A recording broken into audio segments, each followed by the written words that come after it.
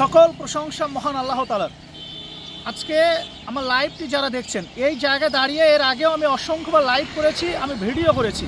শুধু একটা জিনিস আমি এখানে দেখাইতে চেয়েছি, এটা হচ্ছে একটা মহাসড়ক, আঞ্চলিক মহাসড়ক, গাইবান্ধা এবং পলাশবাড়ি একটা আঞ্চলিক মহাসড়ক, অত্যন্ত ব্যস্ততম একটা মহাসড়ক।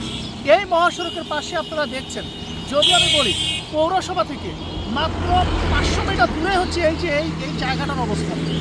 এই অবস্থাটা আপনারা দেখবেন, এখানে যেরকম ময়লা আবর্জনার একটা স্থান, অর্থাৎ পৌরসভা যত ময়লা আছে সব ময়লা এখানে ফেলানো হয়, যার কারণে এই জায়গার অবস্থাটা আপনারা দেখছেন দাঁড়ানোর মতো এখানে কোনো অবস্থা নেই।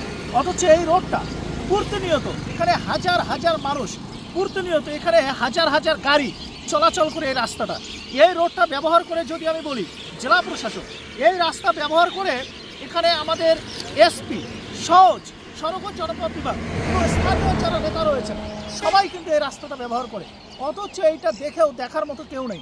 কারণ এই জায়গার অবস্থা আপনারা দেখছেন, যে পরিমাণে একটা অস্বাস্থ্যকর এখানে অবস্থা, এখানে দাঁড়ানোর মতো কোনো অবস্থা নেই। অথচ যদি আমি বলি এখানে আশেপাশে অনেক বসতি রয়েছে, অনেক মানুষের বাড়িঘর এখানে রয়েছে, অনেক মানুষ এখানে কিন্তু বসবাস করে, এমনকি রাস্তা দিয়ে পথচারী যারা সবাই কিন্তু চলাচল করে। সুতরাং আমি মনে করি এই জায়গাটার দিকে যারা কর্তৃপক্ষ যারা রয়েছেন, পৌরসভার বর্তমানে যারা দায়িত্বে রয়েছেন, আমি মনে করি এইটা নজর দিতে হবে। কারণ একটা রাস্তার পাশে এরকম ময়লা আবর্জনা ফেলে অস্বাস্থ্যকর পরিবেশ তৈরি করে কখনোই একটা সমাজের, একটা দেশের উন্নয়ন করা যায় না।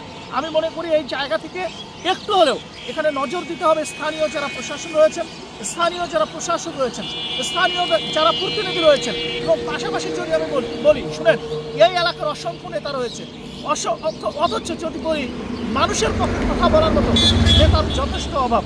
আমি মনে করি এই বিষয়গুলো নিয়ে কথা বলতে হবে। এই বিষয়গুলো যাতে কোনো মানুষের কোনো ক্ষতি না হয়, কোনো মানুষের যাতে কোনো সমস্যা না হয়, মানুষের জন্য কাজ করতে হবে। দেখবেন আল্লাহ কোনো না কোনোভাবে আপনাদেরকে সম্মানিত করবেন। একটা বার শুধু আপনারা এখানে দেখবেন, এই জায়গার অবস্থাটা এখানে দেখবেন, এইটা আজকের দৃশ্য না, এটা দীর্ঘদিন থেকে এই দৃশ্য। শুনেন, 5 তারিখের আগেও এই একই অবস্থা ছিল। মানুষ 5 তারিখের পরে প্রত্যেকটা জায়গায় পরিবর্তন চায়, মানুষ প্রত্যেকটা জায়গায় সংস্কার চায়, এরকম জায়গা কেউ চায় না। আপনারা যদি এই অবস্থাটা এখানে দেখেন, এখানে দাঁড়ানোর মতো কোনো অবস্থা নেই, অত্যন্ত অস্বাস্থ্যকর একটা পরিবেশ এখানে। অথচ একটু যদি সদিচ্ছা যদি এই কর্তৃপক্ষ যদি রাখে, এখানে পৌরসভার যারা দায়িত্বে রয়েছে, একটু যদি সদিচ্ছা যদি এখানে রাখা যায়, আমার বিশ্বাস এগুলো এখান থেকে অন্য কোথাও অপসারণ করা যাবে, এবং এই রোডের যে সৌন্দর্য, এই রাস্তার যে সৌন্দর্য, এটা কিন্তু ফিরিয়ে আনা যাবে। কারণ আপনারা দেখছেন, শুনেন, প্রকৃতিকে যদি ভালোবাসা না যায়, কখনোই পৃথিবী কীরকম এইটা অনুভব করা যাবে না। আমাদের পরিবেশ উপদেষ্টা, আমি দৃষ্টি আকর্ষণ করে বলবো, আপনি পরিবেশ নিয়ে অনেক কাজ করেছেন, আপনি আলোড়ন সৃষ্টি করেছেন, জাগরণ সৃষ্টি করেছেন পরিবেশ নিয়ে। আমি মনে করি এই ব্যাপারে একটু হলে আপনাকে নজর দিতে হবে। এইটা শুধু এই জায়গার অবস্থা নয়, যদি বলি বাংলাদেশের অসংখ্য মহাসড়ক, অসংখ্য জায়গা, পৌরসভার মধ্যে, স্কুলের পাশে দেখা যায় এরকম ময়লার একটা ভাগাড় তৈরি হয়ে যায়, ময়লার পাহাড় তৈরি হয়ে যায়।